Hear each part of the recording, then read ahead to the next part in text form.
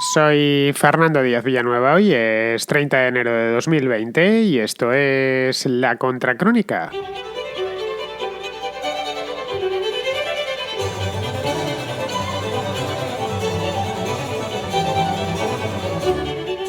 Esta semana el gobierno de Boris Johnson anunció que excluirá parcialmente a Huawei en el despliegue de la tecnología 5G en el país. El fabricante chino podrá suministrar equipos e infraestructura 5G dentro del Reino Unido, pero solo cuando no se trate de, y esto es textual, redes y entornos críticos. Naturalmente, el gobierno se reserva el derecho de decidir cuáles son esos entornos críticos y esas redes críticas, aunque como es lógico, pues se sobreentiende que se trata de la administración pública, los ministerios, las instalaciones militares, las centrales de energía eléctrica y cosas por el estilo, pero vamos, no ha especificado cuáles son concretamente los entornos críticos. En Huawei, como es lógico, pues han respirado aliviados porque se temían algo bastante peor, se temían que iban a hacerle lo mismo que en Estados Unidos, y así lo han manifestado a los medios. Esto les permitirá seguir trabajando en el mercado británico, que es uno de los más importantes y más lucrativos de toda Europa, y ya de paso le propinan un sonoro bofetón a Donald Trump, que había pedido al gobierno de Johnson, y se lo había pedido por activa y por pasiva, que cortase toda relación con Huawei, tal y como ha hecho el mismo Estados Unidos desde hace ya más de un año, el año y medio, no llega a año y medio, pero casi año y medio, desde la detención de la hija del dueño de Huawei. Esto fue en el mes de diciembre del año 2018. Bien, lo cierto es que a Johnson no le quedaba otra posibilidad. Seguramente él personalmente quería complacer a su nuevo padrino, que es Donald Trump, pero no le quedaba otra posibilidad porque la presencia de Huawei en el mercado británico es muy fuerte y hubiera supuesto un problema serio prescindir de él y de sus equipos, y además de la oferta completa que da para esto del 5G. Esto es algo que Donald Trump debería tener en cuenta antes de insistir en que el resto del mundo, especialmente sus aliados, se olviden de Huawei, y para eso haría falta, cosa que ahora mismo no existe, que hubiese alternativas completas al propio Huawei, pero en empresas occidentales.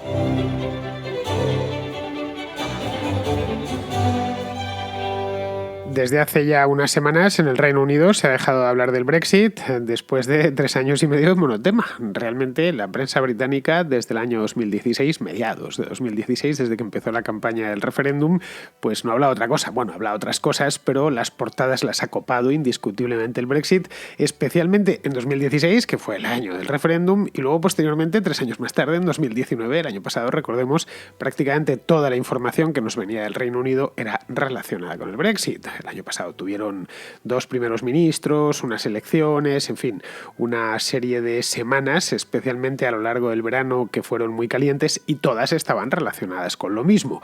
Y esto evidentemente se veía reflejado en la prensa y en los temas de conversación de los propios británicos. Bien, pues ese asunto parece ser que se ha secado, no por nada, sino porque al Reino Unido le queda dentro de la Unión Europea exactamente un día. Estamos a día 30, por lo tanto mañana será el último día en el que este país esté dentro de la Unión Europea. A partir del 1 de febrero ya estarán fuera. Bien, el asunto que ha quitado el sueño a los británicos, más que a los británicos, al menos a los periódicos británicos. Los periódicos no dejan de ser un reflejo de la sociedad, es decir, los periódicos en definitiva tienden a hablar de lo que se está hablando en la calle, o de lo que habla parte de la gente, la parte más ilustrada, como es lógico, la que lee los periódicos. Bien, pues lo que ha quitado el sueño a los periódicos británicos este mes ha sido el tema este de las redes 5G, de las que se viene hablando desde hace un tiempo, no solo en el Reino Unido, sino también en todo el resto del mundo, porque estamos en el periodo en el que se están desplegando. En algunos países han empezado ya a operar. En España, por ejemplo, pues llevan 6 meses de operación con una de las operadoras telefónicas, Vodafone exactamente, y no solo en España, sino también en otros países, pues han empezado a prestarse servicios 5G. Esto de 5G es el nuevo estándar de telefonía móvil. Ahora sí veréis, incluso los menos hábiles con la tecnología, entre los cuales por supuesto me incluyo, en el teléfono veréis que pone 4G arriba. Bueno, pues lo siguiente que pondrá en los nuevos terminales, no en el actual, porque los que tenéis actualmente, pues con contadísimas excepciones, no valen para el 5G. Va a ser mucho más rápido, en fin, va a tener una cantidad de mejoras considerable, de ahí que se hable tanto de ello. A fin de cuentas, en torno a la telefonía móvil se mueven muchísimas cosas, se mueven grandes cantidades de dinero, y no solo, se mueve también con la información, que es lo más importante de todo. Bien, pues en el debate en el Reino Unido sobre el 5G se está dando este debate en prácticamente todos los países, en unos más, en otros menos. Especialmente suele coincidir cuando se produce la subasta pública, es decir, cuando el gobierno subasta el espacio radioeléctrico y entonces pues la cosa ya se acelera. Esto del 5G no se ha acelerado todavía porque una parte de la industria no está respondiendo a la velocidad que se esperaba, la parte de los que fabrican terminales. Hay muy poquitos terminales 5G todavía en el mercado, apenas en España creo que se venden 4 o 5 modelos y en el extranjero pues no deben de ser muchos más. Así que cuando se equilibre las redes instaladas más los terminales, un poco como sucedió, recordad, hace ya muchos años con las redes 3G. Las 4G entraron de una manera mucho más suave, pero las redes 3G fueron varios años, la telefonía de tercera generación y todo el día hablando del tema para arriba y para abajo, y al final, después de muchos años, entró de golpe, después de que se estuviese hablando del tema este de 3G durante, pues tranquilamente, durante casi una década. Bien, pues el debate en el Reino Unido es ese, es el 5G y más concretamente si la empresa china Huawei, que ya ha pasado por la contracrónica en más ocasiones, debería o no participar en su despliegue dentro del país. Se ha producido, como digo, un gran debate a nivel social sobre si sería conveniente o no dejar entrar a estos tipos. Es decir, dejar que participasen en esto, es decir, en el Reino Unido, que instalasen equipos e instalaciones de red después de todo lo que ha pasado en torno a Huawei a lo largo del último año. Es decir, de las acusaciones de espionaje por parte de los Estados Unidos hacia esta empresa. Recordemos, no está muy lejos, esto fue... Ya os he dicho antes, en diciembre del año 2018, poco más de un año, cuando detuvieron a la hija del dueño y del fundador de Huawei. Esta mujer se llama Meng Wanzhou. Esta la detuvieron no en Estados Unidos, la detuvieron en Vancouver, pero a petición de un juzgado estadounidense. Bien, la cosa es que unos meses más tarde, esto fue ya en el mes de mayo, habían pasado 6 meses de aquello de Meng Wanzhou, pues sucedió que Google, también hizo un programa, creo recordar, antes del verano pasado, anunció que suspendía todas sus relaciones con Huawei. ¿Por qué? Pues porque no se fiaba de ella y así lo hicieron ver. Bien, pues todo este dilema que se ha estado larvando a lo largo de los últimos meses aterrizó sobre el gabinete de Johnson, que también estaba dividido, como la propia sociedad británica, es decir, no sabía muy bien si había que dejarles o no había que dejarles, si realmente eso del espionaje y de las puertas traseras era real. La verdad es que todavía no se ha dado ninguna prueba de que esas puertas traseras existen. Que no haya ninguna prueba no quiere decir que no existan, es decir, la prueba puede aparecer mañana o pasado mañana, pero el hecho es que todavía no hay ninguna prueba contante y sonante que diga que Huawei está efectivamente instalando puertas traseras para que accedan sus técnicos, o peor todavía, los del gobierno chino, se entienden, para espiar. Evidentemente, en el momento en que aparezca una prueba, automáticamente los gobiernos tendrían que actuar. Por ahora no lo ha hecho, los Estados Unidos tienen una sospecha bien fundada, informes de inteligencia y demás, pero bueno, que no tenemos una prueba fehaciente de que Huawei esté haciendo esto. Ojo, podría estar haciéndolo, yo no lo niego en ningún momento, pero o dejar esa puerta para que otro entre. Las posibilidades en ingeniería informática son múltiples y al ser una disciplina tan complicada, tan árida, tan ajena al ciudadano medio, pues no hay más que hablar, qué sé yo, 10 minutos con un ingeniero informático para darse cuenta de que uno no sabe absolutamente nada de cómo funcionan estas cosas. A la vuelta, 10 minutos, ¿qué digo? A los 30 segundos ya te has perdido. Bien, pues los ministros de Boris Johnson andaban divididos, no sabían muy bien qué es lo que tenían que hacer y al final el primer ministro, es decir, Johnson, decidió y lo hizo de manera salomónica. Es decir, Huawei podrá operar en el mercado británico, pero sin alcanzar nunca una cuota de mercado superior al 35%. Eso supongo que lo irán midiendo para que nunca alcance más de un tercio. Y luego, y esta es otra de las condiciones, la principal, es que no podrán los de Huawei instalar sus equipos en localizaciones delicadas, llamémoslo así. Es decir, ministerios, bases del ejército, centrales eléctricas, etc. El gobierno les impide también llegar a lo que denominan el núcleo de la infraestructura, que no sé muy bien lo que es esto del núcleo de la infraestructura, pero vamos, que debe de tratarse de algo así como la madre del cordero de toda la instalación. Bien, como vemos, les dejan, pero a la vez no les dejan. No es una mala solución, bien mirado. Es decir, tienes dudas razonables de que algo puede estar mal, pero si te decantas por un lado tienes problemas y si te decantas por el otro también tienes problemas. Luego vamos a quedarnos en el medio y esperemos acontecimientos. Entre tanto, pues impiden que los de Huawei, no vaya a ser que mañana o pasado mañana aparezcan las pruebas esas de que instalan puertas traseras, pues los de Huawei al final sean efectivamente, tal y como dice la administración estadounidense, gente que no es de mucho fiar. Por lo tanto, al menos pones un cortafuegos. De aquí no podrán pasar, es decir, no podrán instalar sus sistemas en bases militares y demás. En principio, como vemos, esto debería ser un asunto menor. Ya está, no deja de ser un asunto tecnológico. No hubo este follón con las redes 3G ni con las redes 4G. Al contrario, todas las noticias que llegaban sobre la instalación de estas redes eran positivas, no se politizó en ningún momento. Bueno, el momento de la subasta, por la cantidad de dinero que sacaron los gobiernos en estas subastas, pero poco más. Es decir, que el asunto no debería pasar de algún reportaje en la prensa tecnológica, algún breve en la prensa económica y poquito más. Pero claro, si hablamos de Huawei, estamos hablando del símbolo de una batalla geopolítica. Una batalla geopolítica entre Estados Unidos y China. Y claro, ahí la cosa cambia. Ya sale automáticamente de las páginas Salmón, de las de los periódicos económicos y de las páginas de la prensa tecnológica.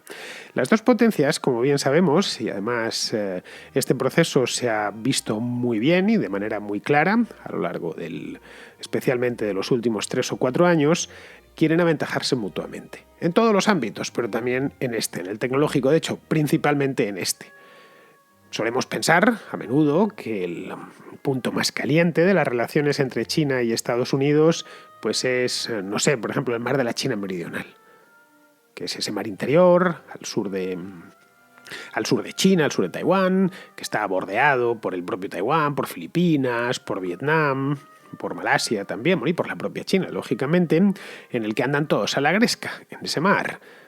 Andan a la gresca no por nada, sino porque hay un puñado de islotes, concretamente las Islas Paracelso y el archipiélago de Spratly, que he comentado alguna vez esta historia aquí en la Contracrónica, pero bueno, que solemos pensar que los problemas vienen ahí, son problemas físicos, pero no, lo de China y Estados Unidos va mucho más allá del control territorial, como podría suceder pues hace 100 o 200 años. Y del dominio de los mares. La batalla pasa, como bien sabemos, por el comercio, por la regulación, por la tecnología y, por descontado, por la ciberseguridad, que es al final de lo que va todo esto.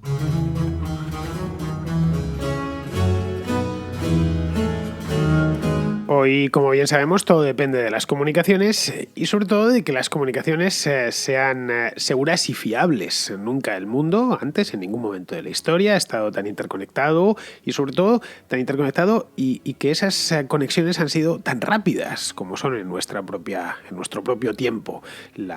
Es cierto que el teléfono existe hace más de 100 años, pero bien, no hace falta ser muy mayor para saber cuánto costaba una llamada de teléfono. No digo ya internacional, que eso eran palabras mayores, interprovincial, hace solo 30 años o 35 años. El correo existe también desde hace siglos, pero es que hoy es inmediato y además tiene una velocidad y una seguridad de recepción que no lo había tenido previamente. No entramos ya en temas de mensajería instantánea, en la manera videoconferencias, en fin, todas esas cosas que nos contaban en los años 80 de lo que iba a ser el futuro y la verdad es que en ese aspecto se quedaron cortos. En otros se quedaron largos, por ejemplo, los viajes espaciales. Cuando yo era niño pues me decían, no, claro, ya en el siglo XXI pues se viajará a la Luna como el que viaja, pues no lo sé, al monasterio del Escorial, pero no, en absoluto, a la Luna se sigue sin ir, pero en cambio sí tenemos unos videoteléfonos muchísimo más sofisticados de los que cuando yo tenía 10 o 12 años pues me decían que iba a ver. Yo lo veía a veces dibujado o en la televisión, ¿no? Era una cosa que vemos ahora y nos produce algo de risa. Pero bueno, el hecho es que como todo pasa por aquí, pasa porque las comunicaciones sigan siendo rápidas y sigan siendo sobre todo fiables, al final este asunto se ha convertido en un campo de batalla. Esto evidentemente presiona y mucho, además, sobre los grandes mercados de comunicaciones, en los que hay más dinero, más población, más inversión en esto, los países más industrializados. Básicamente son los países europeos, como Alemania, como Francia, como el Reino Unido. Washington y Pekín buscan salirse con la suya. Y tratan de influir sobre sus gobiernos, tratan de influir sobre el gobierno alemán, sobre el gobierno británico, etc. Y es aquí donde aparece el asunto de Huawei, que en Estados Unidos se lo han tomado como si fuese un tema de vida o muerte. En cierta medida, sí es un tema de vida o muerte. Es decir, si realmente Huawei está instalando puertas traseras, tal y como les acusan, y está llenando sus instalaciones de huevo sorpresa, el problema que pueden llegar a tener algunos países es total y absoluto. Supone convertirse automáticamente en satélites de China, porque van a tener acceso los chinos a todas, o por lo menos a sus principales comunicaciones. Pero bueno, el tema es que Estados Unidos, especialmente desde la era Trump, antes no había habido ningún problema, se lo ha tomado a vida o muerte. La administración Trump ha dicho a sus aliados europeos, no les ha obligado porque no puede hacerlo, pero bueno, les ha dejado dicho que es muy irresponsable permitir que una empresa vinculada con el Partido Comunista Chino, el fundador de Huawei, era de hecho militar chino en su juventud, pues una empresa tan vinculada al Partido Comunista Chino acceda a sus redes. La preocupación, como vemos, es razonable. Huawei podría perfectamente, y sin que se diesen mucha cuenta, a poco que sus ingenieros sean hábiles, podía dejar todo plagado de puertas traseras debidamente camufladas.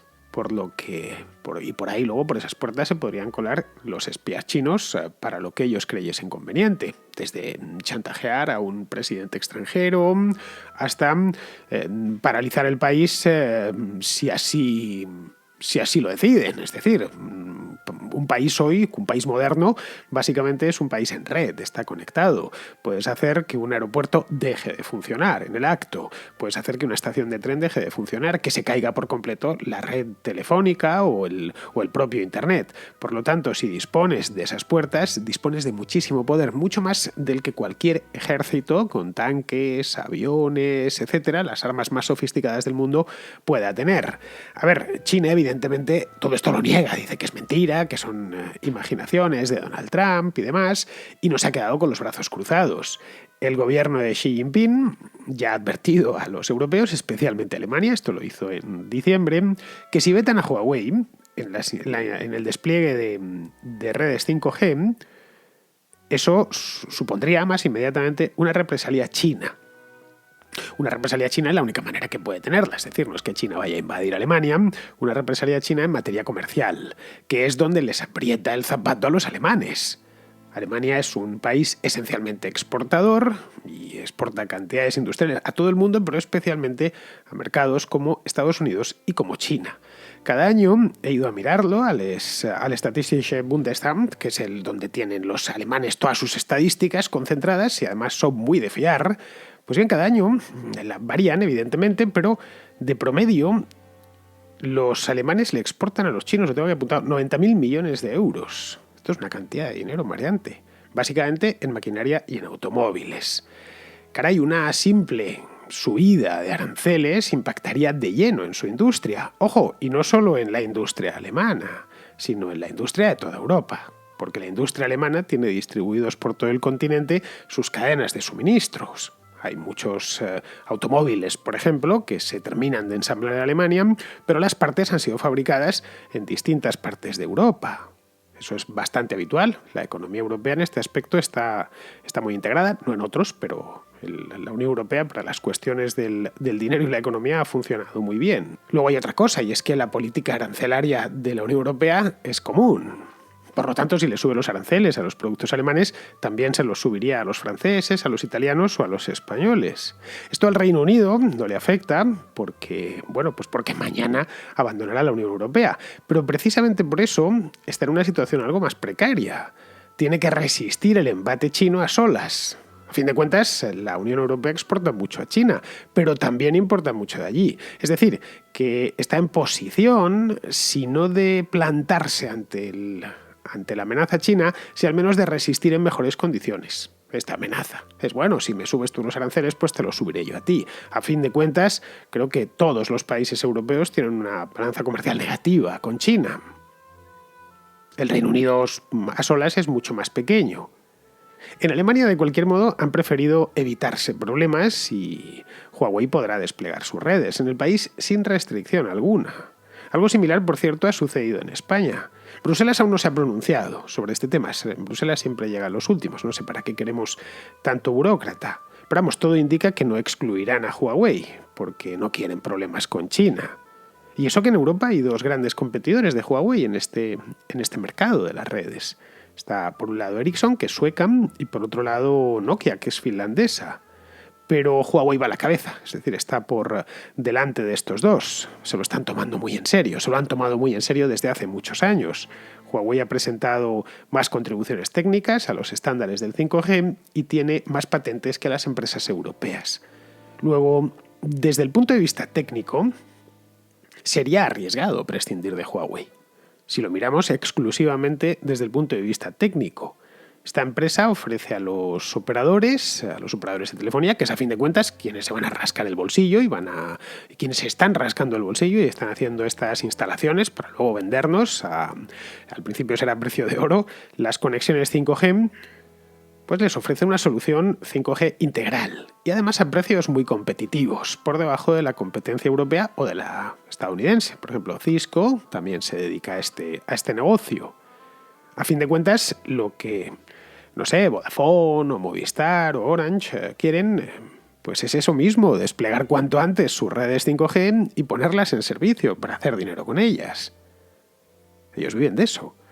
En España, de hecho, Vodafone ya cuenta con la primera red 5G operativa. Está en, no sé en cuántas ciudades está, 10 o 15 ciudades, desde el pasado mes de junio. Telefónica, Orange y la otra, que es más móvil, no han seguido sus pasos por ahora. Yo creo que porque aún hay muy pocos terminales en el mercado, os he dicho antes, aptos para 5G. No sé si son 4 o 5 los que hay.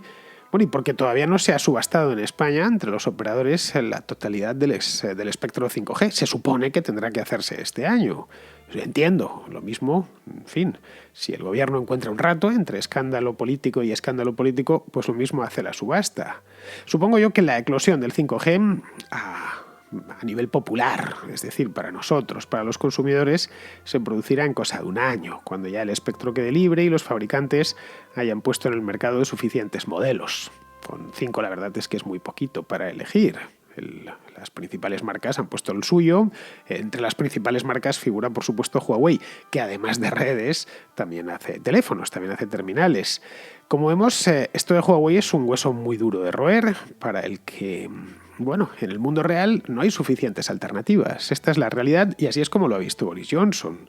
Los chinos se centraron hace años en este mercado y lo han terminado copando. Es además un mercado clave y extremadamente delicado, que va muchísimo más allá de los terminales con 4 cámaras, la tienda de aplicaciones, el reconocimiento facial y todas estas gollerías que nos meten en los teléfonos móviles. Donde se despacha lo importante no es ahí, no es en los terminales, que es lo más visible, es en la infraestructura. Y Estados Unidos, a diferencia de China, pues claro, no es una dictadura que pueda dirigir los esfuerzos de sus empresas en esta o en aquella dirección. En este asunto, y hay que reconocerlo porque es así, Estados Unidos va por detrás y deberían empezar a reconocerlo y tomar las medidas pertinentes.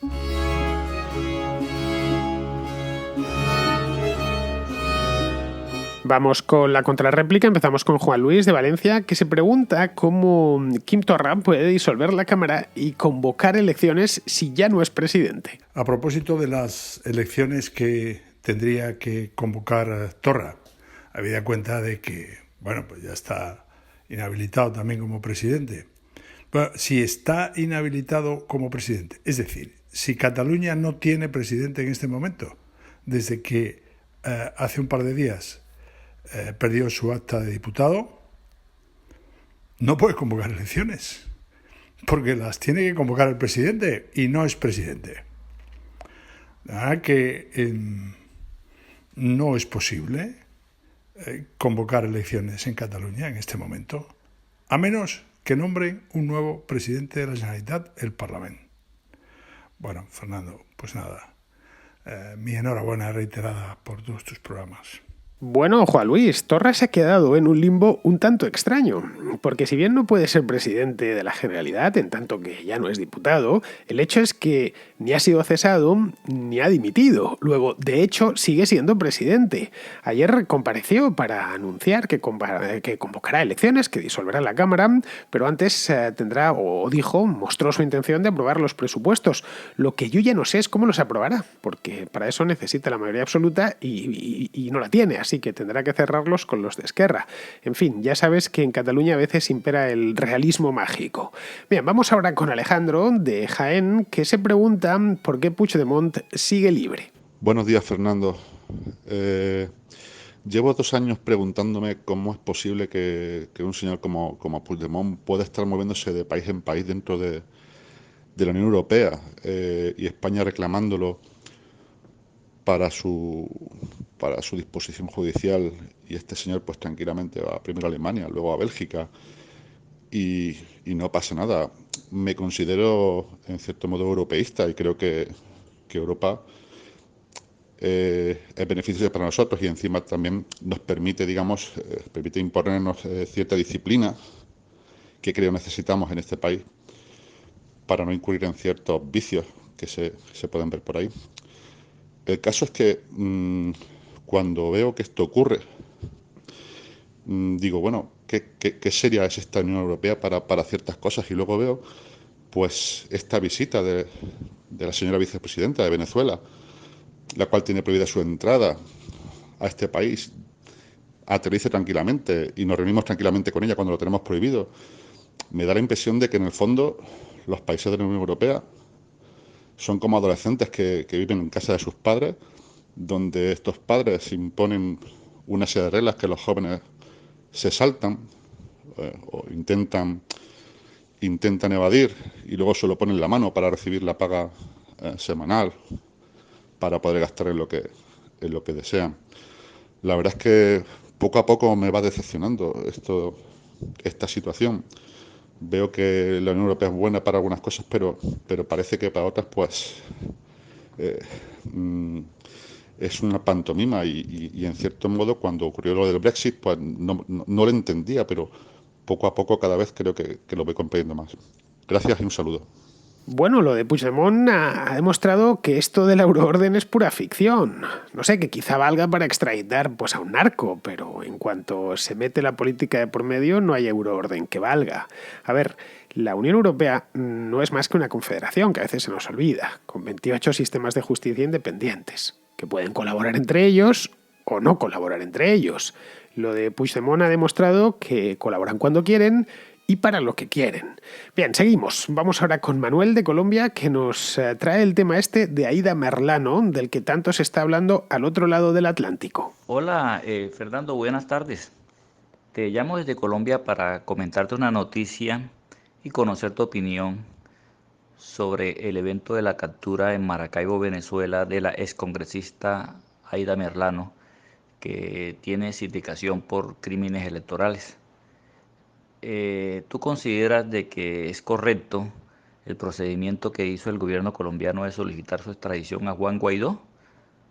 ¿O debió haber solicitado su extradición, así como lo consideran muchos aquí en Colombia, al gobierno de Nicolás Maduro, que no es reconocido por el gobierno colombiano como el legítimo?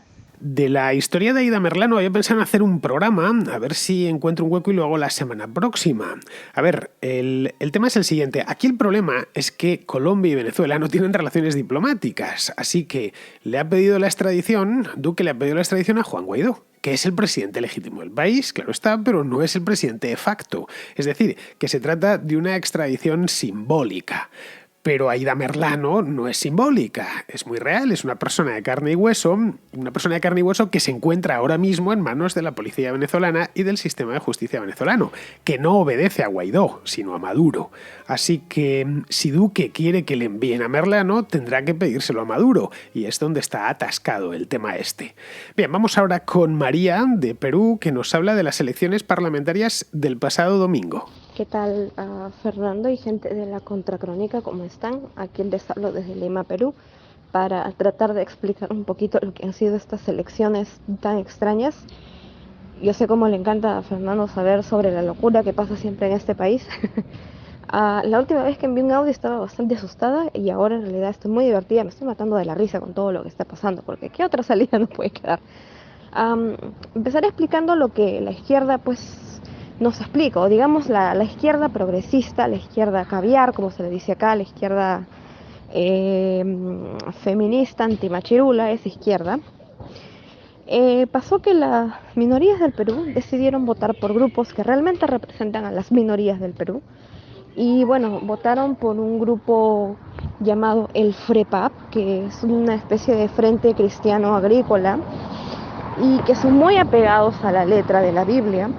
Y el otro que ganó es un grupo que se llama etnocacerista, en lo que hablan mucho sobre la identificación peruana, ¿no? Con el incanato, y que también son muy apegados a lo militar. Es una especie, como me dijeron, de nacionalismo bolchevique a la peruana.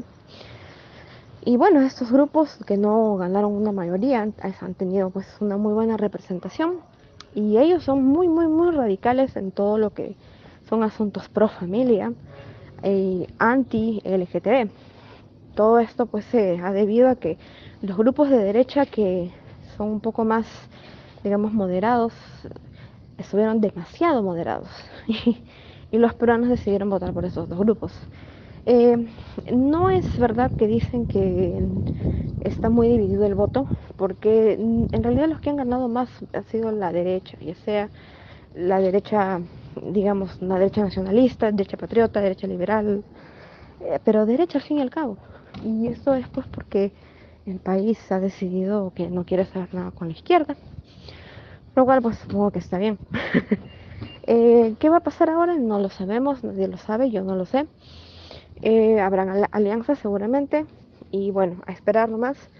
Quien quiera ahorita seguir lo que está pasando en Perú va a divertirse bastante, como algunos de nosotros nos estamos divirtiendo. Claro, los únicos que están que se jalan los pelos son los de los fujimoristas y la izquierda, porque creo que ya estos grupos han sido totalmente derrotados, ya no son un peligro, y cualquiera que quiera seguir haciendo política con el hecho de pelearlos no está siendo realista, ¿no?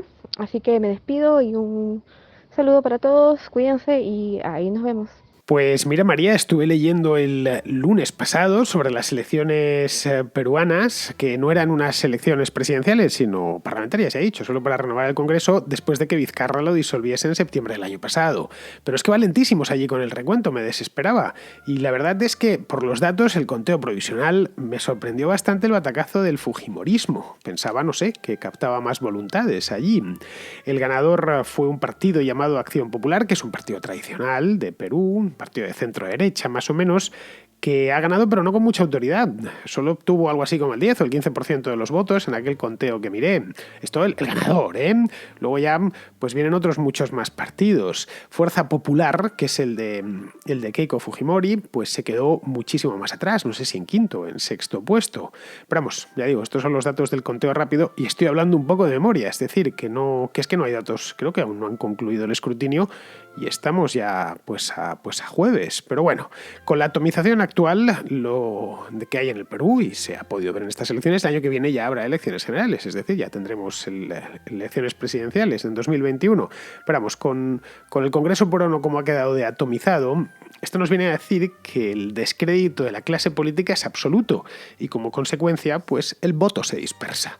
Bien, seguimos con Israel, que con su agudeza habitual nos comenta un detalle sobre la rueda de prensa de Montoro, de la ministra portavoz del gobierno, el otro día a raíz de la historia esta de Ábalos. Bueno, quería comentar un hecho histórico que se produjo en la rueda de prensa posterior al Consejo de Ministros, durante la cual, pues bueno, se le concede la palabra, se le permite preguntar a tu compañero de Vox Populi, que es el medio que, bueno, está siguiendo más de cerca y publicando más información sobre el tema de Ábalos.